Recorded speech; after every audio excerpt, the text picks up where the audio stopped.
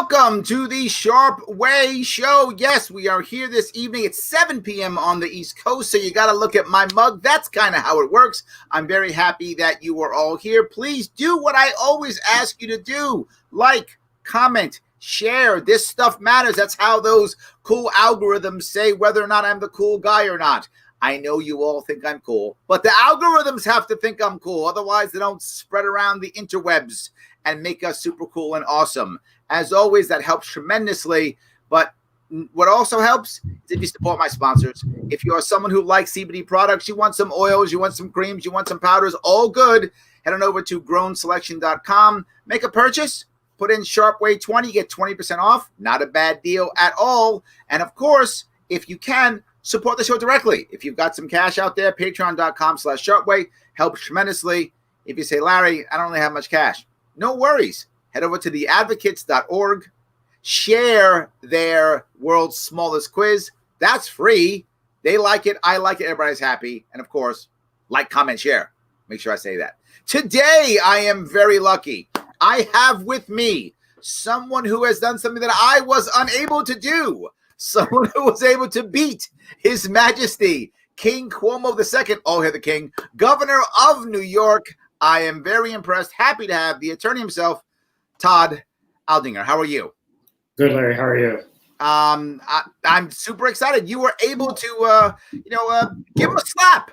So this was a Western New York case, right? Correct. And the specific company was what? The company was Athletes Unleashed, which was a gym. Gym. Yep. And His Majesty was shutting down gyms. He was like, that's it. We're going to shut down gyms. We don't care. Absolutely. We don't want this to happen. But you were able to take this case. And I got to ask, why'd you take the case? I mean, clearly it wasn't going to be a simple thing, right? You're going to fight the beast. Why did you take the case? Well, we thought there was a very good legal argument that Cuomo did not have the authority to do what he was doing. And, the client was able to raise enough money through a GoFundMe from people that had heard the story about he was shut down and, wanted to chip in and try to correct that. And, he heard about our reputation of our firm and especially Paul Cambria, who's, one of the partner I work on this. Absolutely. And, he called us up and we put together the papers and so 2 weeks later we got a good ruling. So if I understand the basics of it, Cuomo says, His Majesty King Cuomo says, I want to give him the right title. The king says, you guys, you got to shut your gyms down. Too bad. But the data wasn't there. The gym owner said, you got to help me out. You picked up the case. And when you picked up the case, how do you get around, to be forward? Everyone believes that he controls the courts, that he controls the assembly, that he controls everything. What kind of argument can you get around? I mean, everyone says, clearly they're wrong, but everyone says, he's got executive powers, right? They gave him the extra powers this summer. He's basically a king. He can do what he wants. And he talks that way. He calls mandates laws. He says that what he says is the law. He speaks that way. How did you get around that? Well, we got around it by just basically we started looking at the statute. And the statute says that he was allowed to put out directives for 30 days at a time. Okay. And, these have been going on for much longer than 30 days. So, that was one of our arguments that we put into our papers against him. The second argument is even if the legislature doesn't want to do their job, they can't just give away their authority. Right. There's a doctrine of constitutional law, whether it's the state constitution or the federal constitution, which is called the doctrine of non-delegation. Right? Okay. Each branch has their own jobs, and they have to do those jobs. The other branches can't do those jobs, and they can't give those jobs away.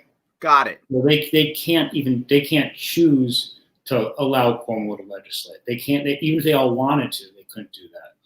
So what's so funny is we see that constantly at both the national level and at the state level, right? Many people tell me, they say, Larry, don't you want gridlock, right? You're a libertarian. Don't you want gridlock? And my word with gridlock is what you're talking about is what happens.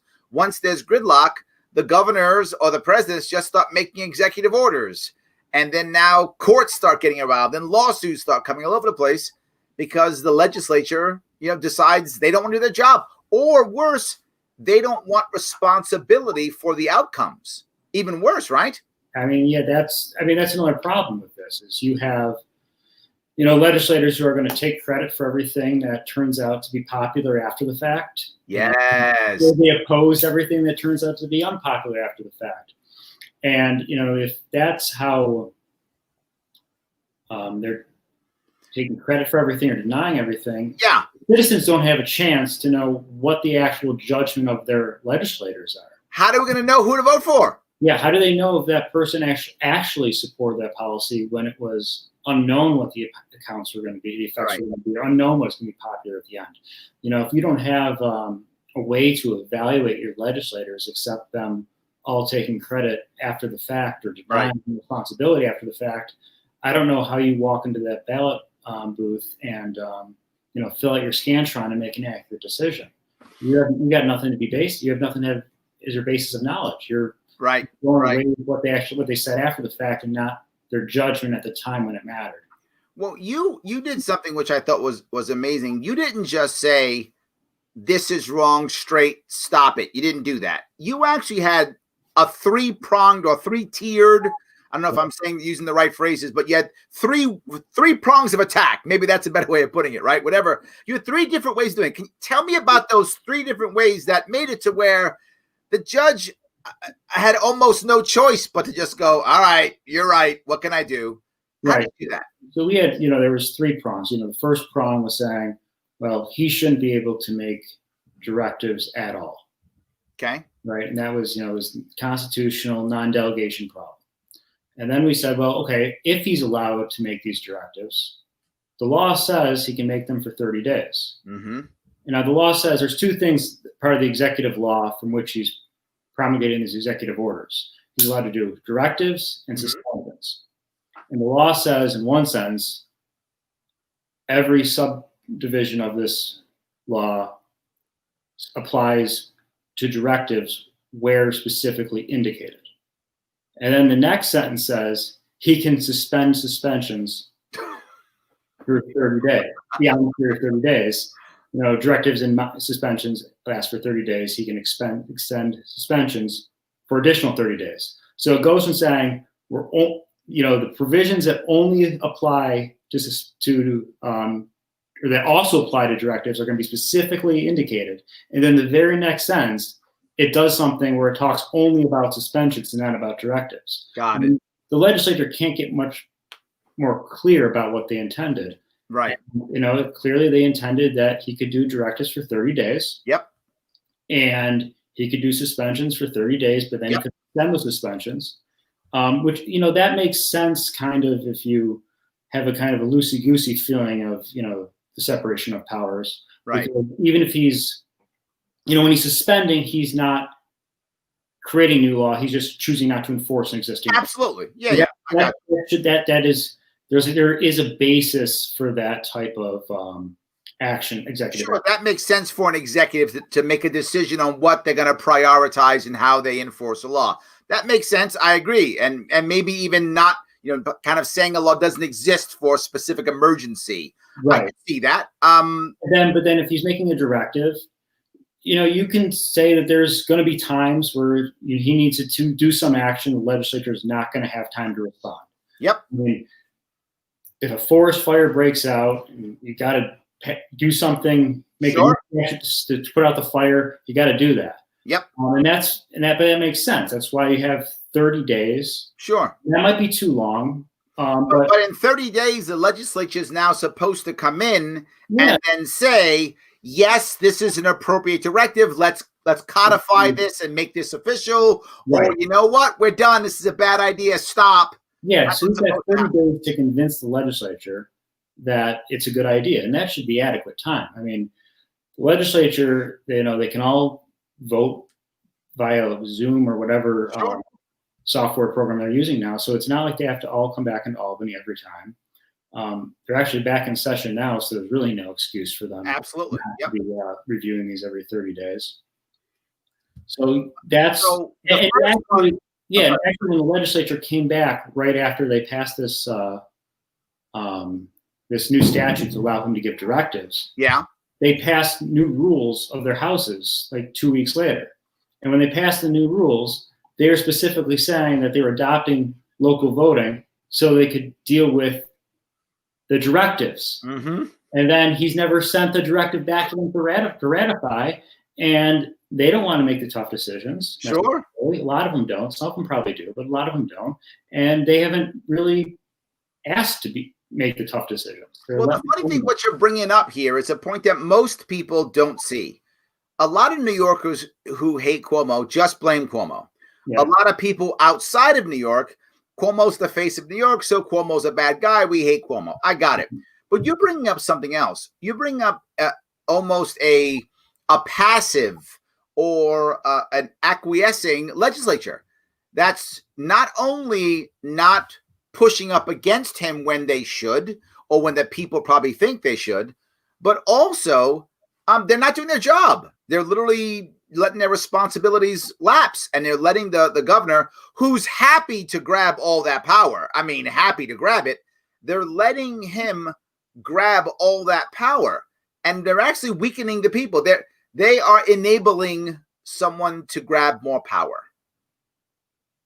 Yeah, I think that's definitely true, Larry. And I think that, if you're the legislature and you're going to not have to make these tough decisions, I understand the temptation of a lot of them not to make the tough decisions. They don't. They can make a bad decision, like with the nursing homes, for instance, and then that's all they're going to hear about on their next time they run for re-election. Even if they make every other good decision along the way, that's all they're going to hear about. Well, unless they write a book on how awesome they are, then maybe they don't hear it because they just write a book. Yeah. Exactly. But, so I understand why they're doing it, but I just, that's not the constitutional system of government we have. Absolutely. And if we don't have legislators making difficult decisions so that we can judge them, how are we able to fulfill our civic duty of going every 2 years and choosing the people to steer the ship of state? Absolutely. And for those of you who want more information on Todd's firm, head over to lipsticksgreen.com. Right? Check them out. If you want to see more about his firm and what they do, what they have done, their team, head on over there, check that out. Now, the interesting part is someone brought up the nursing home piece already. Jeremy brought it up. He puts, when is Cuomo going to pay for the nursing home deaths? People still think about that. You're right. I mean, he brought this up before you said it. He was already talking about that. So I think it's a valid point. But the same point, we do want to have our legislators make the tough questions. Absolutely. Yeah. So Tom asks, ask this guy to sue the new Gestapo law in New York. And of course, what he means is the one where you can stop people who are sick. Oh, I don't think that's it's not passed yet. Yeah, I don't think it's going to pass, the truth. There's a lot of talk about this, but it's actually the kind of the copy and paste of the law that's on the books in California. There we go. It actually, there's been quarantine statutes in California since like the 1920s. Okay. They usually have been used in the past to prosecute sex workers that were thought to have venereal diseases. So that's that's the type of law that they're actually trying to use that to justify some of their actions in California now with their COVID restrictions. Wow. Everyone's just this is the problem here, is that whether you're California or New York, and this crisis starts, and then you never call your legislator back to come up with guidelines for how to respond to this crisis, all you're going to do is you're going to find some existing law and try to fit the square peg into the round hole. 100%. And, in New York, we're doing it with an executive law section that's mostly for dealing with natural disasters and Yeah, maybe a terrorist attack, right? It's not designed to deal with a disaster that continues month after month after month after month. It's supposed to be for like a concrete one-time thing. You know, a hurricane hits. Okay, I got you. Then you have to clean up after it, right? Andy thinks you're still a rock star, by the way. Oh. Glad to see Andy. Yes. So Tom says I worked for Andy briefly. Oh, there we go. So he still thinks you're a rock star. Tom says he thinks it passed today, and now it's heading to the governor. Did it pass the assembly, or just that's what Tom is saying? I have not been paying attention to what was going on. No, Tom's savvy. Tom has posted stuff here before. Tom's paying attention. All right. Tom's paying attention. If he says it, I'm gonna guess it's true. I mean, yeah. I'm sure he will post a link because that's what he does. All but right. I'm just saying, I'm pretty sure. Yes, absolutely. So all good. I do want to move to the third piece, though, right? The first one you talked about was constitutional, which is great. I love that. The second one was the law itself and the 30-day clause. Yep. What was the third part of this lawsuit? And the third part is the part we actually won on. It was the arbitrary and capricious clause, or arbitrary and capricious requirement. Like, you have to have a reasonable basis for any regulation that an executive branch puts out. Now, it doesn't have to be a good reason, and it doesn't have to be the best reason. You know, it doesn't have to be what the most reasonable person in New York would do. It just has to be rational, right? Got it. Okay. And I feel like, doesn't it also have to be fair, or no? Yeah, I think with this, it's mostly has to be rational. Right? Okay. Rational basis for it. And the tough part about this for Cuomo is that, you know, during the time between when we sued the lawsuit and when we finally argued the motion in court, they released their tracing data, right, which showed a 0.06% of COVID cases could be traced to the gym. Mm-hmm. And, you know, that was one bad thing that we were able to take advantage of.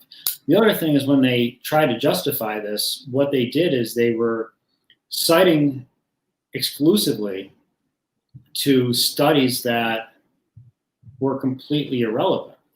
I see. So the data didn't even match. Yeah, because they were citing to studies.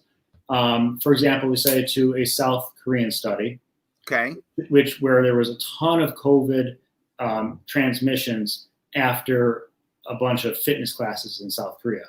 Okay, it happened right at the beginning of the crisis. There we go. Before there was any social distancing. So there were any masks. Before there was any sanitation procedures in place. It was just a normal gym class with no safety at all for COVID. Got it. And then, of course, that would have a lot of transmissions. Sure. At the beginning of the pandemic, when no one has any immunity, no one was doing anything like washing their hands all the time. Absolutely. Yeah. There was no social consciousness of it, right? It was none. Right. And so that was the problem for them, is that they have all these pre-existing gym regs that they put out. And if we were following them for a while, and then they said, oh, you're too dangerous, even if you're following these regulations, we got to shut you down. Mm-hmm. So then they had to explain to us, they at least had to put in a rational reason for explaining why the regs that they put out weren't sufficient. And they didn't put out any. They had no reason to. They just said, we need to do more. We need to close down the gyms because, you know, people might not follow our regs.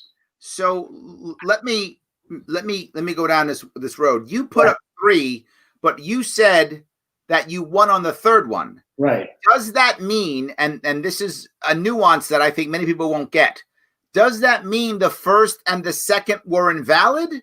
No, the judge didn't have to reach those questions. Got it. Okay, so 1 and 2 may have still been valid, but the judge just decided 3 is good enough. Let's move on. Right. I mean, there's parts of statutory, parts of when you're deciding a case. I mean, you want to, if I think it was very wise jurisprudence to decide it the easiest way that you can decide it, right? If you have to rule that a statute's unconstitutional, but you could rule a different way. You probably should rule the other way, because if you rule the other way in the cases and you're right, great, same result as if you ruled in the constitutional issue. If you rule the other way and you're wrong, well, now you not just mess up this case, but now you've caused collateral effects throughout the entire state. So I got to ask, and again, this is a layman asking, did you put the three ideas up, the three pieces up, because you thought that would make a stronger case? Or did you do it because, look, you figured he's going to say yes to one of them, or some combo? It's a combo. You don't want to leave any good argument on the table. And I think we have a solid argument that we could win on any of the three prongs, right? But it is a lot to ask to declare a statute unconstitutional. I mean, we saw this even with Chief John Roberts. I mean, if that's not something judges like to do, is to say, that this statute, which the legislature passed overwhelmingly, which the governor signed, we're going to second guess all of the elected officials in the state. Absolutely, nearly all of them. So that's a tough thing for a judge to do, and a judge really shouldn't do that unless they absolutely have to and they need to. Got it. But you told me something today. You said that just recently, Cuomo lost another case this week for a laser tag facility. Is that right? Yeah, he lost a case for a laser tag facility, and it was on similar grounds. There was this one great takeaway from the case, one line from the judge, and the state was saying that it was more dangerous and more likely to get exposure by playing laser tag than soccer. And then when they had no answer for, well, isn't the point of soccer you have everyone coming and chasing the same ball? And, you're purposely trying to put yourself in close proximity to each other, right? And in laser tag, the objective to stay as far away from everyone on the other team as possible, right?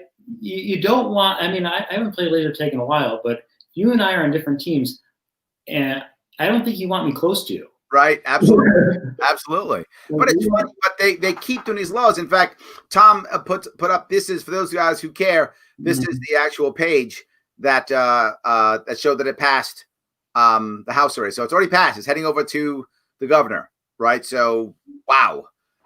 But look, I feel like with this kind of ruling, losing laser tag, losing against the gym, I mean, he lost to the Supreme Court when it came to shutting down churches, right? So I feel like this is a good sign, right? What is the future bright for us, or is he just going to keep doing this stuff another way? No, I think that the future is bright for cases like this because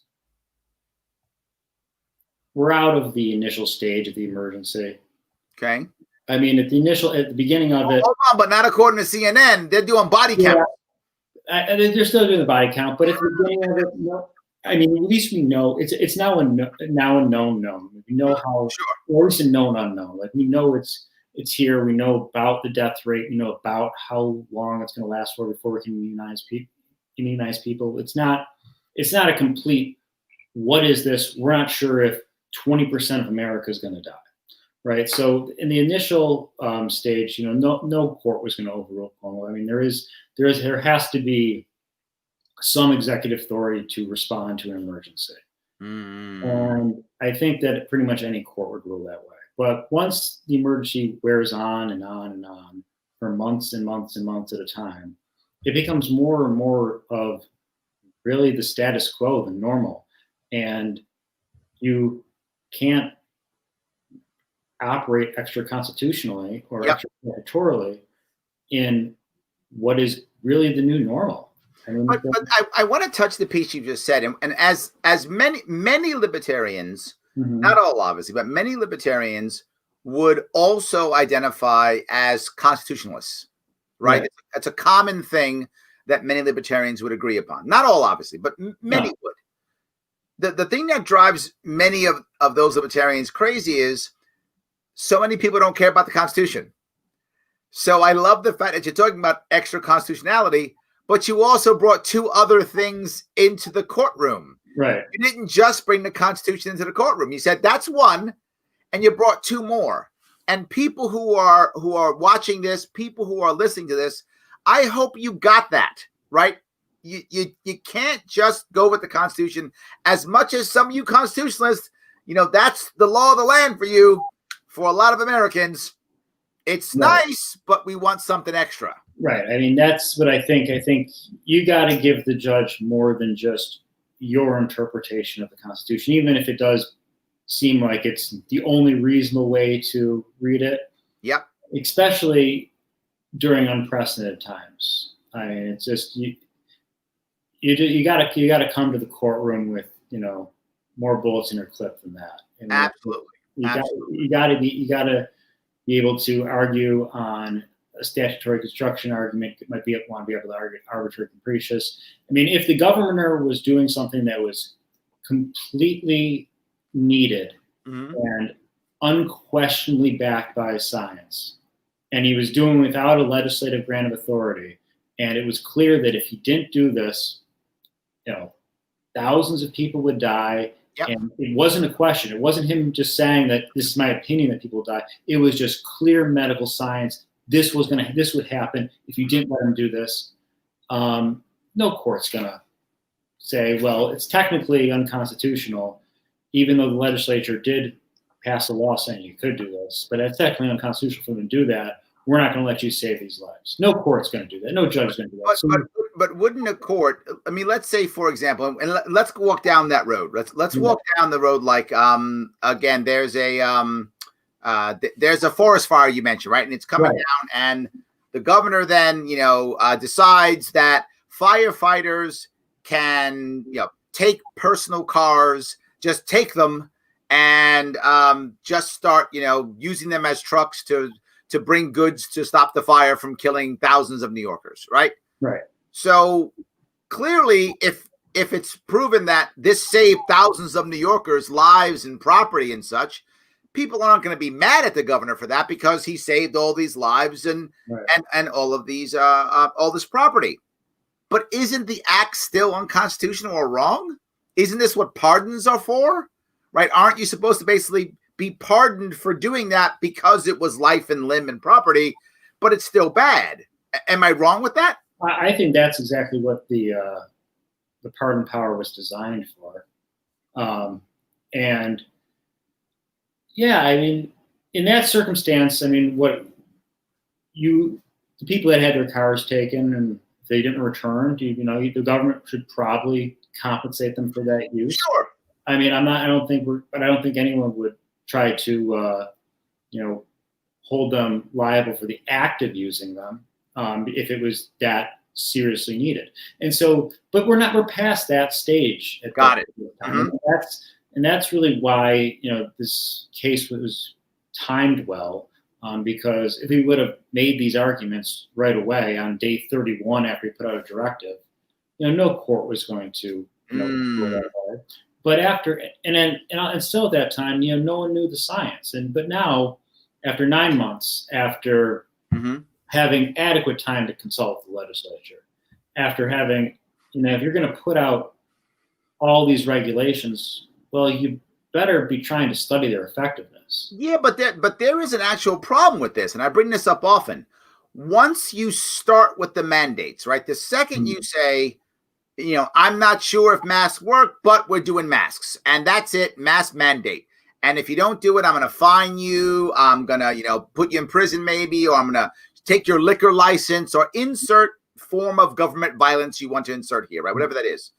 You really can't go back, because you should, but you can't, because what if all of a sudden they find data that says, yeah, these masks don't work that well. And there is data that shows masks are not as the masks are not as effective as they thought they were, right? Some people say they don't work at all, but everyone agrees that they don't work as well as they thought they worked. That most people would agree with. That's true. How do you go back now and go, oh yeah, that stuff I did, yeah, it really wasn't as effective as I said it was. It probably wasn't worth me taking your liquor license and destroying your business over. Can you do it politically is my point, right? Well, I think that's kind of the beauty of what the initial 30-day limit on these things was. I mean, which he's not using. He's not using is that gives you a chance to jettison things that were overbearing. Mm-hmm. I mean, I know a lot of people don't have a ton of faith in the state legislature, but there are very intelligent people in the state legislature, and there's very intelligent staffers in the state legislature, and there's a lot of interest groups. All these small businesses will be calling up their state legislators, and if there is a policy that he put out that made absolutely no sense, mm-hmm. such as completely shutting hair salons and gyms and orange zones when he had no data to show that they were high vectors of spread. There's going to be someone would have asked his health people a question like, well, why are you guys imposing these additional restrictions on gyms? But we would have to answer it. They would have to answer it, and if they didn't answer it, they wouldn't have renewed it for another 30 days. And then we wouldn't have that. That's why it's important to have this limit, because it's an automatic walk back. I agree. Limiting government, limiting all these things are the right answer completely, right? I'm a person who goes further. I'm a proponent of every single law having a sunset clause. I go further than that. Right. I think every single law ever made should always have a 6-year sunset clause. Even murder. I mean everything. Every single law, with the exception of the Constitution, should have a sunset clause. Now you're saying, but Larry, what if they forget to renew murder? They're not going to. Even if they did for some reason, there's still manslaughter and other things. Here, Larry, I'll give you one here. Like they, most of in New York, all the counties have initial authority to have a 3% sales tax. Mm. Almost every county has a higher than 3% sales tax.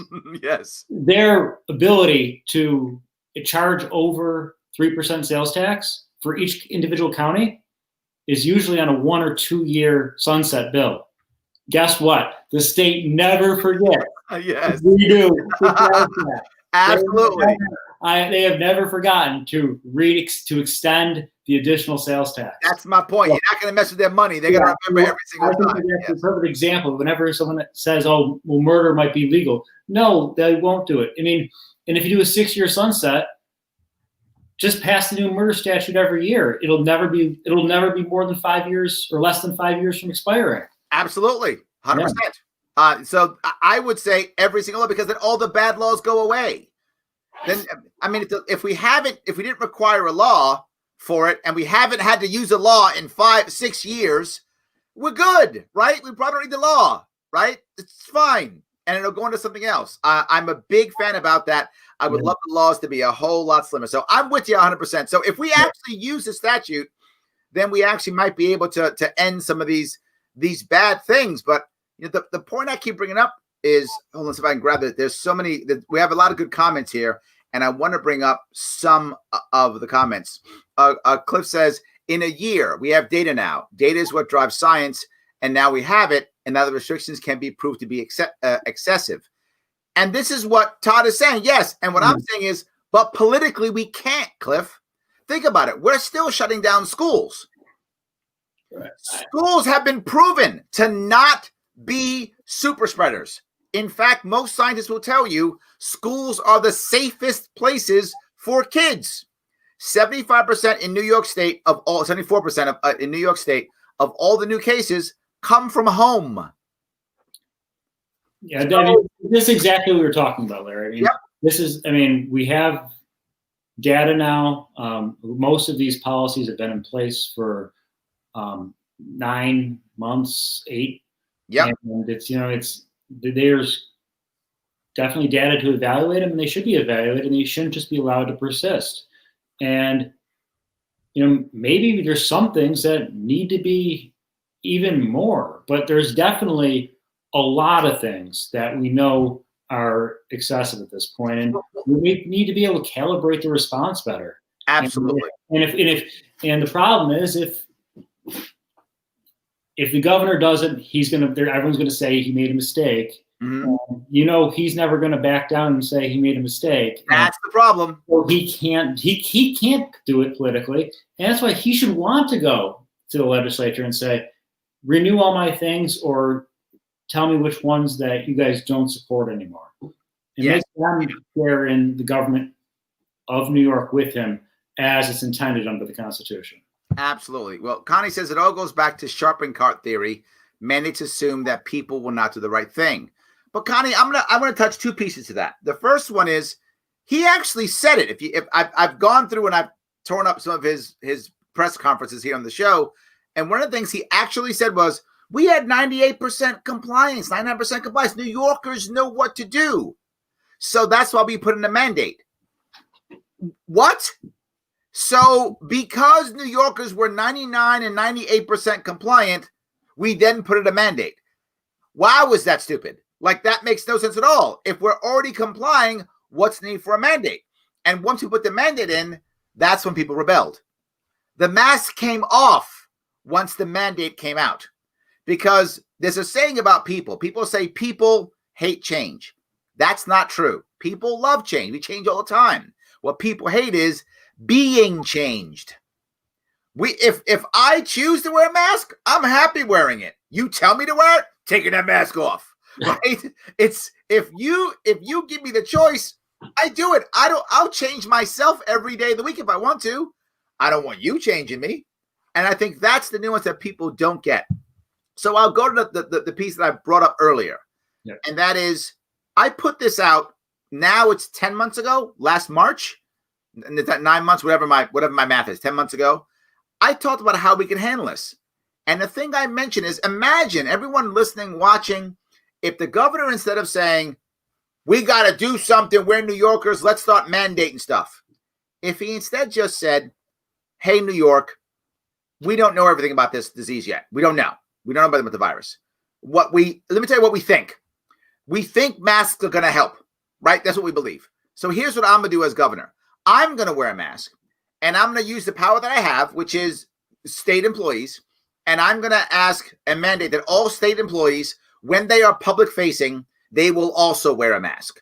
That's what I'm going to do, because I think that's going to work. I hope you guys follow that. Here are all the CDC guidelines and regulations, and here's space for other people to put their ideas and their concepts up here so we can see what works. What I am demanding from all the counties is transparency.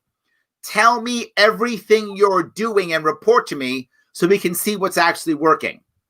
Not just that, the guidelines that we think in the state are correct, I'm going to send out my inspectors, and every retail establishment that follows the guidelines that we put out, I'm going to give you a stamp that says you follow our guidelines. If you don't follow our guidelines, I'm not shutting you down, but I'm not giving you a stamp. And if you lie and say you have a stamp and you don't, that's fraud. That's a crime. But if you're not fraudulent, if you just say, I don't have a stamp, fine. And again, counties let me know what's happening. And within 3 months, we're going to know what works. If he had just done that, you would have seen most people putting on masks. You would have seen people trying to figure out what works in the retail stores. Some wouldn't, but they would have. And within 3 to 6 months, we would have known what works. And then I could say, here are the real guidelines, guys. We figured it out. In fact, I wouldn't have to, because local counties would have done it for me already. That's the way we do it, to where we're not using violence. So when things change, so when the data comes out, so when we know what's going on, things are changing without me having to change, right? I want to create an environment to where people say, no, I got this, right? The best leaders are not the ones who say, shut up, sit in your cage, I got this. The best leaders are the ones who say, I need your help. Let's do it together. Let's make this work. The best leaders have to build other leaders. And if we build leaders at the local level, we rebuild community. This was an opportunity for us as a nation, as a state, to build our communities. This was an opportunity to build our communities, and we threw it away because we have a crappy governor and a crappy system. I think one of the things that touches on what you're just speaking of is the fact that the counties haven't really been able to do anything without getting permission from the state health department. Yes. And, I understand not wanting a county just to completely not do anything, and that makes sense. And but I mean, there's a difference between that and putting in a baseline minimum and then letting the counties have flexibility. Sure. I think we'd have a different result and maybe more buy-in to these different zone restrictions if their local leaders were imposing them. 100%. We would have much less rebellion and much more buy-in. 100% is true. Yeah, so I think that's another problem, I think, with letting the governor just do it, is you have a lot of people that are resentful that they didn't get to have their voice heard, and then they're purposely not going to follow it. And then there's people, again, like you were saying, that don't want to be changed. They don't want to be told what to do. But I think a lot of that goes away. Even if they were told you have to wear masks at work, you have to wear masks. If they were told that as the result of a open debate on the Senate and the Assembly floor, and the people that are opposed put out their 2 cents, and they spoke for their constituents that are opposed, and people that were in support, they carried the day, but they heard the other side. Absolutely. And they let them have their day in the legislature and take their vote, saw that there is, a strong majority for requiring people to wear masks when they go to the grocery store. I think there'd be more buy-in with that. 100%. Than the current system where, you have just one person saying, this is how I think it should be. And, there's another piece here, right? There were some counties in the first couple of months, maybe first 6 to 9 months of this, 6 to 8 months of this, where the only deaths were in nursing homes. Literally, they had no deaths except in the nursing homes. Clearly, that was not New York City. But there were some counties who had that. Why would they go crazy? The only deaths you have is in nursing homes. That's it. And, of course, Cuomo sent people to those nursing homes. But those are the only deaths you have. So what would have happened? Many of those people in those counties would have been a bit more nonchalant about it. But then when all of a sudden they would have got a couple of cases, what would they have done? They'd be like, oh, wait a minute, we're getting cases. They would have asked other counties, we're starting to get cases, what do we do? And there would have been protocols already prepared for them that they could have voluntarily adapted. And they would have, because that was already happening. I saw it in New York City. I saw it go literally block to block as certain stores started putting in like the stickers for 6 feet away. And that was happening before the mandate. Right. Stores were doing that. And then some people had the plastic sheets, and the Uber drivers had plastic bags, and they were starting to do it, and everyone was beginning to copy. And I think we really could have built this in a much, much better way. Absolutely. Yes. So, well, Sam is unhappy. He's agreeing with you. The state legislature is completely ineffective and useless in a one-party system that feels reprisals from their party governor, party leader. I don't know that they're useless. I think that there's a lot of Cuomo doesn't get everything he wants. And I think, if you pay attention to state budget negotiations and, other things, other big ticket items that are negotiated, the legislature usually gets a pound of flesh out of him from where he wants to go. I'm not saying that there are a great check and balance, but it's not. He doesn't get everything he wants. And I didn't mean to laugh at that. I'm sorry, but yeah, I know. But great check. Yeah, it's not as vigorous as we'd like it to be. But it's. Oh, that was very political. I like that. It was so nice. Look at you. But But if they don't even have the opportunity to do that, then you're just going to get bad policy. Absolutely. And the other thing is, if they don't have the opportunity to do it, then you don't have the opportunity to see people, if anyone's willing to oppose them. And maybe they wouldn't oppose him. Maybe if went before the legislature, they would rubber stamp everything he did. And then, you know what? When election time came about, you'd know where they stand. If they were actually doing their job and considering things, or if they were just there to, rubber stamp. And there's a lot of people on the left that are unhappy with Cuomo as there are on the right. Yeah, so, most people don't like him. I think that's true. Well, I don't know that everyone on in the Democratic Party is completely free from primary challenges if they refuse to, put up at least a little bit of a fight. Sure. Maybe not as much of a fight as we'd want, but enough fight to, at least make him justify his policy and not just take him at his word. Terrence says it's crazy about the sales tax. Yeah, it is. They never miss their cut. And I live in New York City. Our sales tax is a little bit higher. When you buy something in New York City, you're paying, I think, 8.75% tax. I think that's right. Yeah, we're a lot. We're high. Absolutely, we do a lot. So, all right. Should you be able to sell alcohol without license? You can't, but should you? I know you can't, but should you? I think that's for me. I'm not sure if that's for you. I'm gonna say, of course you should. Of course you should be able to. Now, of course, someone says, but Larry, what about the safety? You can still have inspections without having to have a license. You simply have rules letting people know alcohol is sold at this facility. So if you don't want to go into a facility that sells alcohol, So it must be, if you either can say it must be called a bar or diner or whatever. You make a way that every consumer knows that this facility sells alcohol. And then if you want to go into a facility that does not sell alcohol, you don't go into that facility. Maybe your kids or your ethnic background, whatever your issue is, you don't want to go into that place. Great. But of course you can sell. But not just that, it also lets inspectors know that alcohol is being sold in that facility. And they can then go and do their scams when they try to figure out and get you to sell to a minor or whatever they do to make sure you don't sell to minors. They're still doing the scams of punishing people to see if they sell to minors or not, doing the setups. They're still doing that stuff. So they can still do that without licensing. And they can still make sure that people are not selling alcohol to minors. That can still exist without licensing. Licensing is about control. It's not about safety.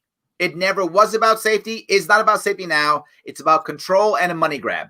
Because the second you do something wrong, they then take your license. It's not about safety. It's about punishment. And they make you pay lots of money. It's a money grab. But there is no evidence at all that says now that there are licenses, now youngsters don't drink ever. No, that's not true at all. Did you want to touch that, Todd? I'm sorry. No, that's all you. Yeah. So of course they should. You can have a safe consumer. You can have an educated consumer without having to have licenses at all. It's not required at all. Now, if you tell me, Larry, there are some safety rules, great. Then have them be inspected. And if they fail, you fine them. I don't have a problem with that either. But none of that requires a license. You can still do, and the system's already in place. So you don't have to create another system. It's already in place. Health inspectors already exist. So no extra taxes, no requirement for a liquor license at all. As long as you are, as I always say, you are transparent. I keep screaming transparency like there's no tomorrow. Absolutely. Yes. All right. See if I can grab a couple more. And cheers, Larry. Never been mentioned on live stream before. See, you're special today, Cliff. You're rocking it. I love it. Absolutely. So what Kevin's saying is this is a common concern. Kevin believes the courts are corrupt and Cuomo owns every judge. And I gotta tell you, I get that feeling. I get Kevin's feeling. I have seen stuff happen, and it does make you feel very depressed and sad. So when you say you had a victory, it's like we were David and we just dropped Goliath, right? It really feels great when you say it, Todd. I don't know if you understand how much it means to us when you come on and say you won. Yeah, I don't know that I would characterize any of our judges as being, controlled by Cuomo. I mean, he appoints a lot of them. I mean, no, he appoints a lot of them. Mm-hmm. And I'm sure when he appoints people, he's appointing people that have similar beliefs to him, just as I'm sure that Donald Trump was appointing judges that had similar beliefs to Donald Trump. Mm-hmm. So, when they rule in favor of him, it's often because he's appointed people with a similar jurisprudence philosophy as he has. And then he's passing a law that is permissible under that philosophy, and it's being judged by people that have that same philosophy, which is, I think, totally different than the idea that, the judges anywhere will just ignore the law to rule for someone. And I don't think that that's even close to being true. Okay. Doreen says that's what the fines are for. See, she agrees with me. That's why you don't need licensing. You can fine people. That's what you're fining them for. That's the point. You can still have that kind of control. Right, but then you only get money on the fines. The licensing, you got to get the money up front. That's exactly right. Yes, you can't get the cash up front. Exactly right. Yes. Well, I actually have another way of looking at it, right? And I was talking about this earlier. Someone was asking me about how do you reform government in general, right? And I said, when government is completely broken, it's very hard to do massive reform when it's so broken. So it's difficult to do because the disruption that it brings can be so massive to your population. People who are assuming that things go a certain way, they know how things work, and you actually wind up messing up daily lives. What you can do is immediately start to change the mission of each department, right? So instead of the, a group of Department of Health, say, instead of them being, funding themselves through fines and fees, which could be one way, they could also fund themselves through providing value to the rest of the state, right? I brought this up with the Board of Regents. Instead of the Board of Regents being a controlling agency of all the schools in the state, they could be a repository for information. They could be a place where people test out ideas and theories. They could be a place where people literally purchase school technology, purchase school knowledge, books, things of that sort. And all of a sudden, if they're good at what they do, people purchase from them. So they can actually get money from people purchasing from them. They can be similar to a post office in that regard, right? The post office makes its money from people using it. We should have more government places, government agencies that make money that way versus just you have to pay us because we're the mob, right? I would like less of the mob and more of the post office if that's possible. So yes. Stephen brings up, you can never admit you're wrong in politics unless you're honest, but then you would be shunned in that world. It's about control and optics. Again, you're hearing it, Todd. You know it. There is a cynicism that you've heard 6-7 times already on the show, right. And I think it's everywhere. I don't think it's just the show. I think there are a lot of Americans who feel just as cynical as Stephen does, just as cynical as Kevin does. They feel like, why bother?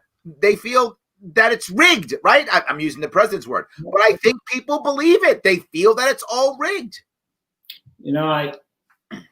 I think that that is probably true in some sense, but if you focus narrowly on an issue like we did, bring the issue to the court's attention, and you give them 3 different ways to decide it, and really show them that any way you look at this, this is just one step too far. Yeah, and I think you will have a very good chance of success doing that. When you go after, the whole scheme and this is unconstitutional. Why? Well, because it infringes on my liberty.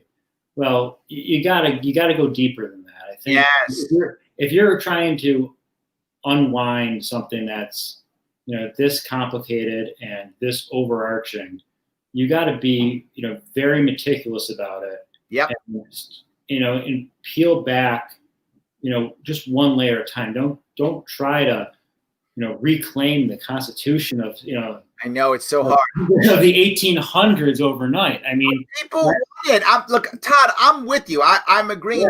Yeah. I wind up, not that I want to be, but I wind up by default being a minarchist. I wind up by default being someone who wants to, slowly progress down that road. Would I like to go to a totally voluntary environment tomorrow? Of course I would. But like you're saying, there's nowhere. It's just not going to happen. But one of the reasons why we didn't end up here that way. I mean, we didn't end up here because Woodrow Wilson said we're going to have this massive, progressive bureaucracy that controls everything, and you need a license to do anything. I mean, he might have wanted to do that in 1912. But it took a century for you to have right. Obamacare after that, which Woodrow Wilson would have passed on day one of his presidency in 1912 or 1913, when the day he got inaugurated, if he had that power. So you got to kind of think, well, yeah, that there's a lot to unwind, right? But you got to have the same incrementalist frame of mind where you're doing something not just to do that, but to build on it for the next thing, to build on that for the next thing, absolutely, for the next thing. That's my issue, right? Which is why, again, I brought you on here because I wanted people to know that Cuomo can be beaten. Yeah, and that we've had a couple of them, and you know what? It feels like he can't be beaten, and that's why I want to show that he can. It can happen, even though it feels like there's no shot. There is a shot, right? And the other thing I brought up, and I brought this up yesterday, I know a lot of Trump supporters are feeling terrible about what happened yesterday.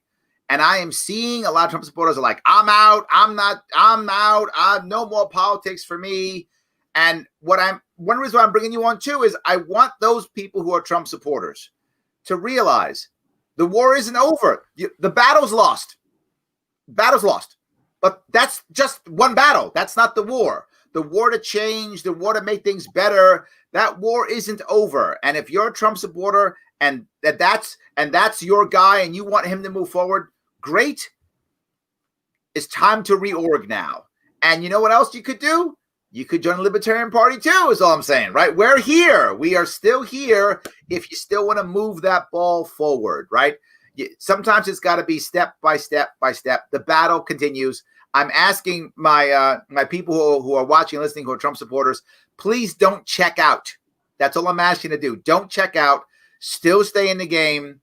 And if Trump is not the future of the Republican Party, then find a leader who will be. And if you don't want the Republican Party anymore, libertarians are here, so you can come to us too. We are making strides. There are some victories. Todd is winning. Others are winning. The laser tag company's winning. The Brooklyn Catholics won in the Supreme Court. We are winning against him. It can work. Absolutely. Kevin's upset. When the Constitution is a suggestion, we lost our country. The Constitution is directive. You cannot mandate we the people. Well, we got to keep fighting, Kevin. That's what I'm saying, right? If that's where we are, then we got to keep fighting, right? Absolutely. Because Jesse's right. We hate being told what to do. Right. Well, the Constitution might be a directive, but it's got to have someone enforce it. Yes. Oh my God, yes. And that's what you got to have a solid legal argument to do sometimes. Absolutely. It's what I told people. That's a sad story about New York State. And I tell people that what's recently happened here in New York State has shown that we don't actually own our own property because the governor can tell us we can't go in it, right?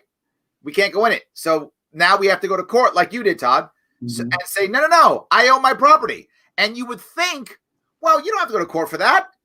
Life, liberty, pursuit of happiness, I'm guaranteed property. If I want it, if I buy it, I'm guaranteed it. Sometimes, to your point, Todd, you got to go to court.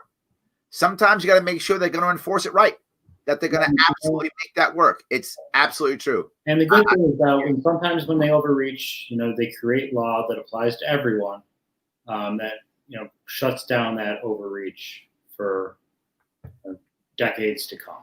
Yes, and that I'm glad it's really, really working. So, anything you want to bring up before we wrap this up, Todd? No, I had a great conversation with you, Larry. Thanks for having me on. This was, of course, fun. Absolutely. For more on your firm, it is Lipstick Green. Did I get it right? Lipstick Green. Head on over there, guys. If you have issues or concerns, there's plenty of people there who are happy to take your call. If you can do something cool and you can do a GoFundMe and then you can fund your own lawsuit. See, there we go. The guys over there know exactly how to make things happen. I appreciate it. And of course, always like, comment, share to the best of your ability. It matters tremendously. Support my sponsors, theadvocates.org, and share that everywhere you can. If you are someone who likes CBD products, please head on over to grownselection.com. Put in Sharpe Way 20, get 20% off for all your CBD needs and requirements. I appreciate it. Todd, thank you so much for today. I appreciate it. Everyone, thank you so much for watching. I will see